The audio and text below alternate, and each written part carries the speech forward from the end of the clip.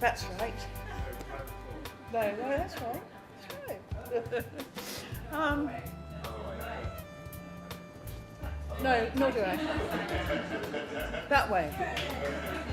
Got the book the right way. All right. So, these people, these wonderful American publishers, very, very polite, very good people, think that my writing's a bit like Roald Dahl's.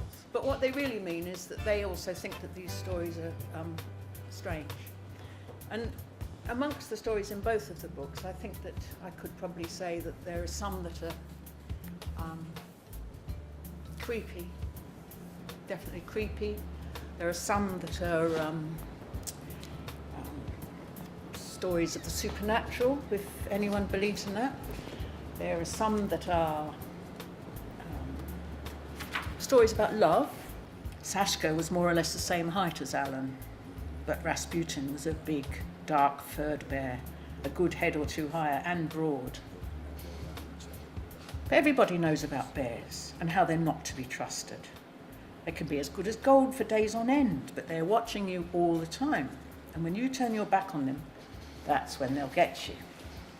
There have been a lot of scandals and incidents on Jordan's Circus over the years. They helped to break up the monotony of a long season.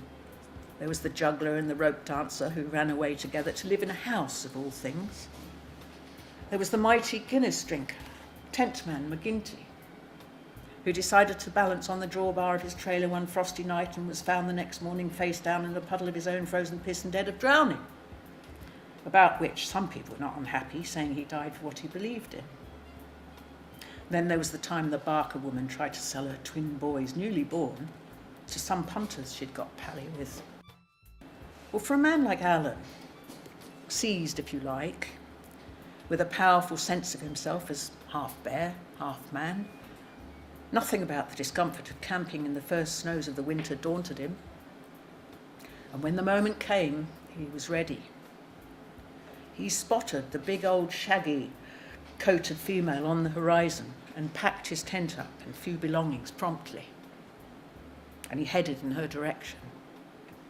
By mid-afternoon, he'd pitched camp well within the giant's territory. And as he waited, he thought about Rasputin. He recalled how gently the black bear had rebuffed him as he pounded on her chest in the darkness of the truck. There'd been a moment when they were quits and they both knew it. But Alan, in his fury and shame, had not been able to stop. She'd held him off at arm's length, but he'd fought furiously to get at her. As the pale sun began to slide from the sky, he found his grizzly again. The bear had come to him. She was so close now that Alan could actually see the scars on her muzzle. He moved cautiously out of his tent and stood up. "Come on, lovely girl, come to Alan," he said softly, his arms outflung and his breath funneling from him like train steam in the cold air.